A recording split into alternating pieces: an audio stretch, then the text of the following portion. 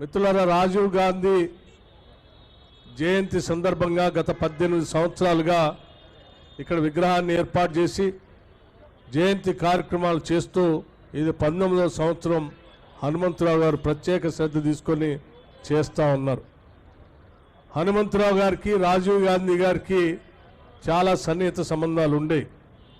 నేను కూడా ఆ రోజు యువజన కాంగ్రెస్ కమిటీలో ఉండి వారి సన్నిహిత సంబంధాలని ప్రత్యక్షంగా చూసేటువంటి అవకాశం కూడా నాకు కలిగింది.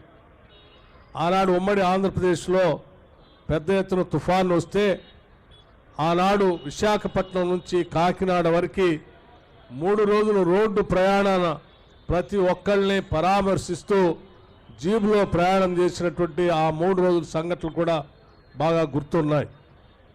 చాలా ఇబ్బందులు ఉన్నప్పటికి కూడా ప్రజల అవసరాలు తీర్చడం కోసం రాత్రనక పగలనక పనిచేసినటువంటి ఆనాటి ప్రధాని శ్రీ రాజీవ్ గాంధీ గారిని గుర్తు చేసుకోవటం మనందరి బాధ్యత, కర్తవ్యంగా భావిస్తూ ఉన్నాను. ఎందుకనంటే ఆనాడు ఈరోజు చాలామంది ప్రధానమంత్రులు వస్తూ ఉన్నారు, పోతూ ఉన్నారు. మరి ఆనాడు మిస్టర్ క్లీన్గా ప్రధానమంత్రిగా ప్రపంచ దేశాల్లోనే భారత ప్రధాని అంటే ఒక గొప్ప దార్శనికుడిగా గుర్తింపు తీసుకొచ్చినటువంటి రాజీవ్ గాంధీ గారు ఈ దేశానికి అనేక పునాదులు వేసి వెళ్ళారు. టెక్నాలజీ మిషన్స్ అని చెప్పి ఈరోజు సీడాట్ ఫోన్ను మనందరం ఈరోజు మొబైల్ ఫోన్లు ఇంత విస్తృతంగా మాట్లాడుతున్నాం. ప్రపంచవ్యాప్తంగా అందరితో కమ్యూనికేషన్ నెట్వర్క్ ఉందనంటే ఆనాడు రాజీవ్ గాంధీ గారు తీసుకొచ్చినటువంటి కార్యక్రమమే. అట్లాగే పాల ఉత్పత్తిలో కానీ ప్రతి పల్లెకి మంచినీళ్ళు ఇవ్వాలనేటువంటి ఆలోచనతో డ్రింకింగ్ వాటర్ టెక్నాలజీ మిషన్ తీసుకొచ్చింది కూడా రాజీవ్ గాంధీ గారే. మరి యువత పెద్ద ఎత్తున దేశ పాలనలో భాగస్వాములు కావాలని చెప్పి 18 సంవత్సరాలకే ఓటు హక్కును తీసుకొచ్చింది కూడా రాజీవ్ గాంధీ గారే. ఒకనాడు ఆయన ప్రధానమంత్రిగా విదేశాల్లో పర్యటన చేస్తూ ఆ రోజు చెప్పినటువంటి మాటలు ఈరోజు మన భారతదేశాన్ని ప్రపంచముఖంగా పెద్ద ఎత్తున ఉంచాయి. ఆ సమావేశంలో భారతదేశం ఇండస్ట్రియల్ రెవల్యూషన్ మిస్ అయింది.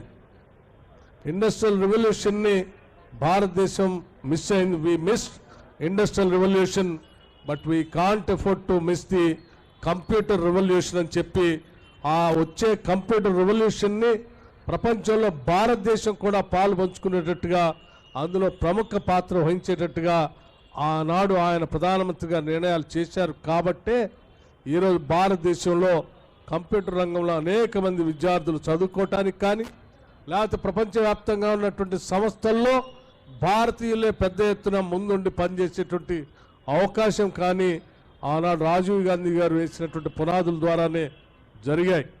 ఈరోజు చాలామంది రాష్ట్ర విభజన జరిగిన తర్వాత నేను అమెరికాలో చదువుకొని వచ్చాను, ఈ దేశాన్ని లేకపోతే ఈ రాష్ట్రాన్ని అద్భుతంగా కంప్యూటర్ రంగంలో ముందుకు తీసుకొని పోతానని చెప్పినటువంటి కొద్దిమంది మంత్రులకి గత చరిత్ర మరిచిపోయి మాట్లాడుతున్నట్టుగా కనిపిస్తూ ఉంది.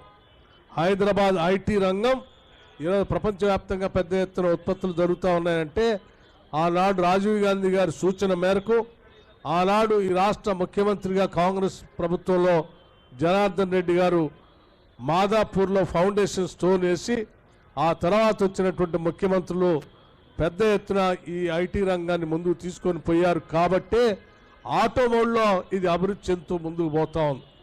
ఆ ముందుకు పోతున్న క్రమాన్ని నేను ఐటీ మంత్రిగా ఉండి ఏదేదో పెద్ద చేశానని చెప్తే సభలో కూడా చెప్పాము, ఇప్పుడు కూడా చెప్తా ఉన్నాం.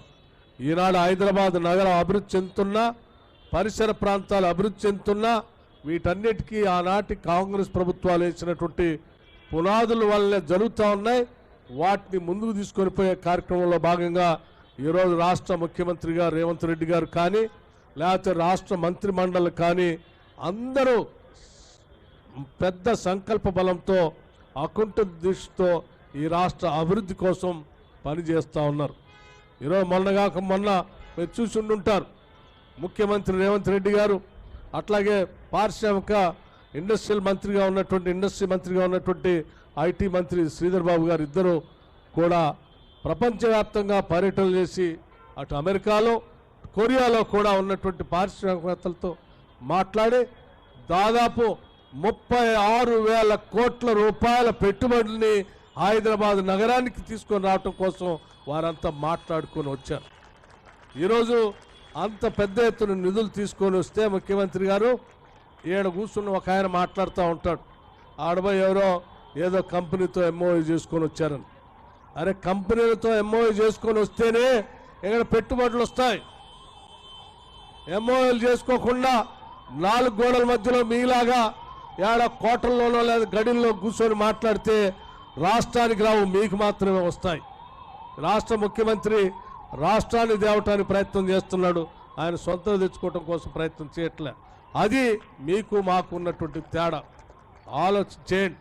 ఈరోజు హైదరాబాద్ నగరంలో మీరు ఆక్రమించినటువంటి చెరువుల్ని, కుంటల్ని, భూముల్ని అన్నిటిని కూడా తొలగించి హైదరాబాద్ నగరానికి ఒక అద్భుతమైనటువంటి నగరాన్ని అందించాలనేటువంటి ఆలోచనతో హైడ్రాని పెట్టి ఆక్రమించిన చెరువులన్నింటినీ తొలగించిన నగర ప్రజలకి కానుకగా ఇవ్వబోతా ఉన్నారు.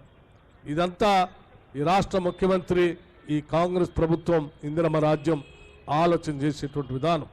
ఈ రాష్ట్రంలో కేవలం పరిశ్రమలే కాదు, వ్యవసాయం కూడా అభివృద్ధి చెందాలని దాదాపు 72,000 కోట్ల రూపాయలు వ్యవసాయ రంగానికి బడ్జెట్లో నిధులు కేటాయించి 31,000 కోట్ల రూపాయల్ని ఈ దేశ చరిత్రలో ఎవరూ చేయని విధంగా ఈరోజు రుణమాఫీ చేసి ముందుకు పోతా ఉంటే సిగ్గు ఎగ్గు లేనటువంటి ఆనాటి పాలకులు 10 ఏళ్ళు కనీసం ₹1,00,000 కూడా రుణమాఫీ చేయలేనటువంటి వాళ్ళు రోజు ఏదో పత్రికలు ఉన్నాయి కదా అని అడ్డగోలుగా మాట్లాడుతూ ఉన్నారు.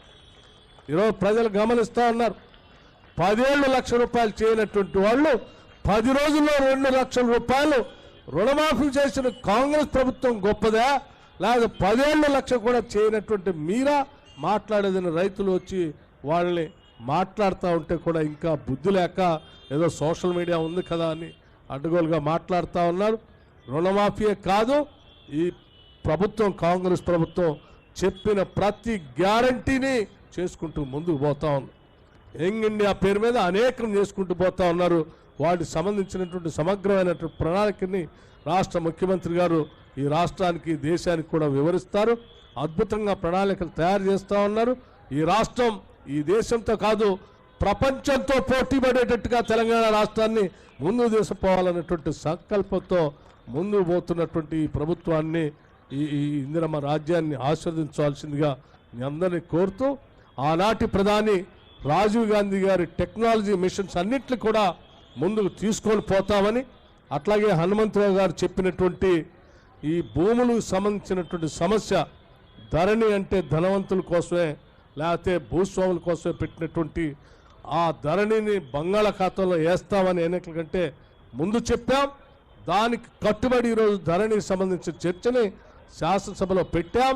చర్చ విస్తృతంగా జరిగిన తర్వాత నిర్ణయం చేస్తామని కూడా మీ అందరికీ తెలియజేస్తూ, ఆనాటి కాంగ్రెస్ ప్రభుత్వాలు ఇందిరమ్మ రాజ్యంలో పేదలకి పంచినటువంటి భూములన్నింటినీ కూడా తిరిగి తప్పకుండా పేదలకే ఇస్తామనేటువంటి మాటని ఆనాటి కాంగ్రెస్ ప్రభుత్వం స్పష్టంగా మేనిఫెస్టోలో మేము పెట్టనే కాదు హామీలు ఇచ్చాం. వాటన్నిటిని కూడా అనేక జిల్లాల్లో ఆనాడు ప్రభుత్వాలు పంచిన భూములన్నింటినీ కూడా తిరిగి వాళ్ళకి ఇస్తామని కూడా చాలా స్పష్టంగా మీ అందరికీ చెప్తూ, హనుమంతరావు గారికి కూడా మాటిస్తూ సెలవు తీసుకుంటున్నాను. జై హింద్, జై కాంగ్రెస్. అసలైన తొలి వెలుగు. ఫాలో వాట్సాప్ @తొలి వెలుగు official.